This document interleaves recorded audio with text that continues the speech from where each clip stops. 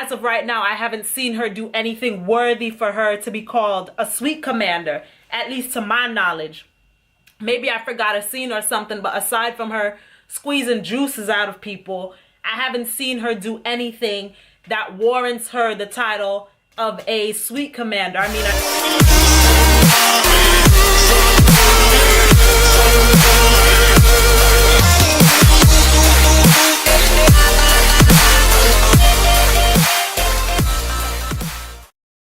Hey YouTube, Josei no Koe here, giving you a summary / review of One Piece episode 866 and 867.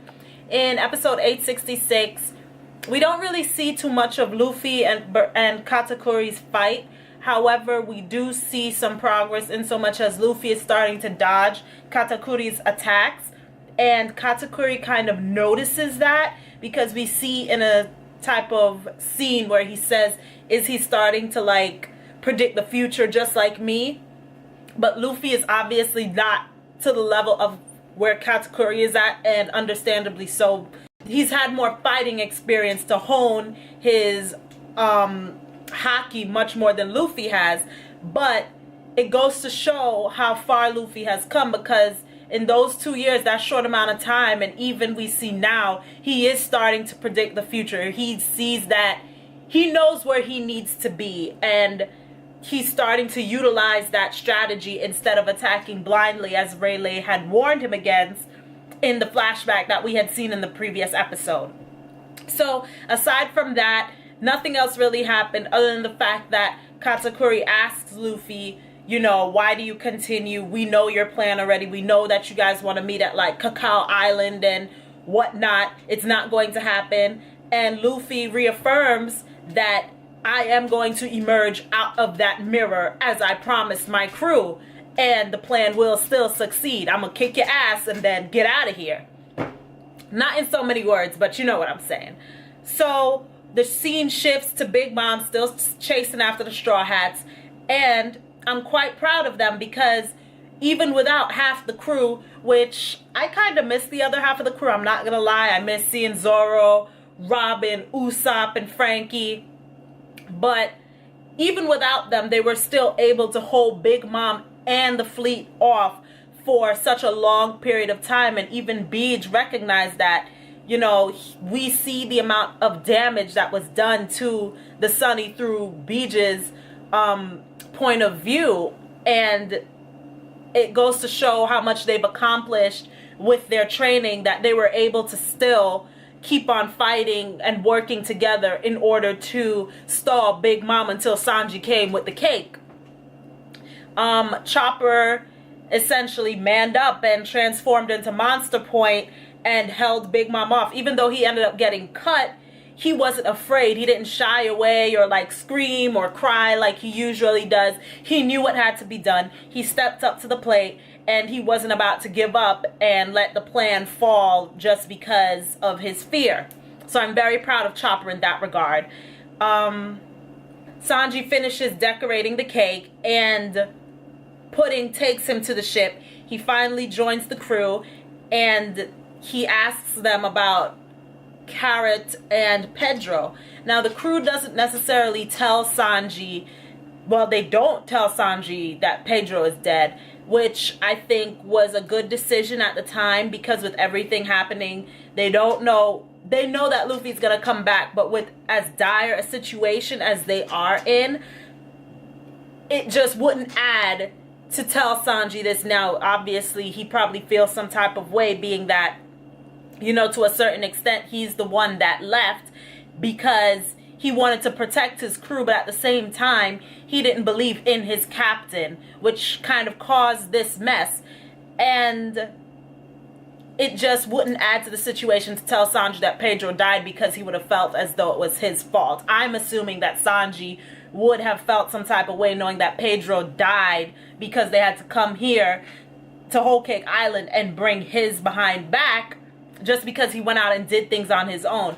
Granted, it was something he had to do, but at the same time, he kind of didn't tell the crew anything, so they didn't know necessarily how much they were walking into, I would say. And they weren't prepared for Sanji to react that way once they got there, right? Which led to the whole wedding scenario and everything, and them getting captured for a while and all of that. But I do think it was a good decision that they didn't kind of put that burden on Sanji and let him know that Pedro had died. They just said that him and Cat were resting, which is a half-truth, I guess. We saw a scene, it was kind of split scene where everything is like, you know, you see the whole crew talking, and it just reaffirms the fact that even though, well, the half of the crew that's on Whole Cake Island, even though they are not together, they still believe in each other. Even though Luffy is not there, they believe that Luffy will come. Sanji believes in him, even though he kind of lost that for a little bit because he went off on his own and decided to handle things on his own without his crew. He now has come back to a point where he believes Luffy will come back. The crewmates, they believe so, and even Luffy, he has reaffirmed that he will stick to the plan and do what needs to be done in order to defeat Katakuri. The end of the episode, we see the rotten eggplant. She's planning something, and it seems like she's going to intervene with this fight, and if she does, I'm going to be really upset because I wanted this to just be a fight between Luffy and Katakuri, so we shall see. Hey everyone, so in episode 867, we continue where we left off. I think I forgot to mention that in the previous episode, Bege had decided that he was going to lure Big Mom away, thus giving the Straw Hats a chance to escape this onslaught that they have been going through. And we see a scene in this episode where he says to Chiffon, "Is this what you wanted?" And she says, "Yes, believe in Sanji's cooking skills. We owe Nami and them, like, you know, a huge debt." I love Bege and Chiffon's relationship in that he shows how devoted he is to Chiffon, and it just shows that Chiffon truly found happiness in Bege and his crew. She thinks of them as her family now because Big Mom and all the rest of her siblings, except for Pudding, I guess, a little bit, kind of treated her like crap. We see Sparrow call Bege and basically say, "Hey, you know, what are you up to? What is going on?" Because Sparrow is conflicted, right? He thinks that Bege poisoned the cake. And Bege is like, "Why don't you just worry about what you doing?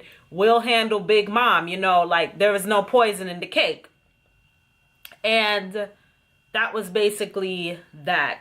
So Sparrow decides to send Smoothie after the Straw Hat. So basically, Bege did something really cool. He split the fleet up. So Sparrow and Barbarossa are following him along with Big Mom. He's taken all those groups away from the Straw Hats. And Smoothie is going after the Straw Hats now. Hopefully we see Smoothie do something because as of right now, I haven't seen her do anything worthy for her to be called a sweet commander. At least to my knowledge. Maybe I forgot a scene or something, but aside from her squeezing juices out of people, I haven't seen her do anything that warrants her the title of a sweet commander. I mean, I've seen Cracker fight Luffy, Katakuri is fighting Luffy, but I haven't really seen Smoothie do much to showcase her skills and prowess. Now in this episode, we see that Flampe does some punk ass shit and she shoots a needle in Luffy's leg. And I believe throughout the episode, we see that the needle or the dart has some numbing effect. So Luffy wasn't able to dodge Katakuri's attack with the trident. And, Aquaman trident. But, Katakuri, he goes on in the fight and he's wondering, why isn't he dodging my attacks? Because earlier in the episode, he acknowledges that Luffy's color of observation haki is becoming even more like mine. Like he's able to predict, and Luffy was starting to dodge his attacks. So he was a bit disappointed and in disbelief that Luffy allowed himself to be hit by such an attack, which made him really weakened for this fight. Because Luffy's endurance has been pretty damn good. I have to say that in all of Luffy's fights, we've seen that if it's one thing he has, it's endurance to take on these hits and still bounce back up and bounce back up. Regardless of assistance or not. Because even with the assistance, we know that Luffy is the one taking the hits and the punches. So, in this fight, he gets wounded to such an extent that it kind of makes him falter in this fight. Like, it was really bad, and Katakuri couldn't believe that he allowed himself to get wounded like that. So we're gonna see what happens in this next episode. I think Katakuri senses that something is off, being that Luffy had started to dodge his attacks. So how could you just sit there and then let my trident hit you now when you were doing so well before? And I think he has grown to respect Luffy's attack skill and prowess, being that he's basically a rookie, right? And Katakuri has all these years of experience fighting in order to hone his color of observation haki. So hopefully, you know, this fight takes a turn, because what Flampe did really kind of put a hinge in the fight a bit, because we were starting to see Luffy kind of hone his color of observation haki, and now it was just like, goddamn, man. But I am proud, because in the end she tries to attack him again, because Luffy still gets up even after all of this, because after that his leg was affected by that dart. So it affected the way he was able to even continue fighting. But he sensed through his improved color of observation haki that Flampe was shooting another silent needle, and he dodged it. So I'm quite excited to see what happens from henceforth. And I'll be back to give you 868's review / reaction. Bye guys. Peace. Comment, like, subscribe.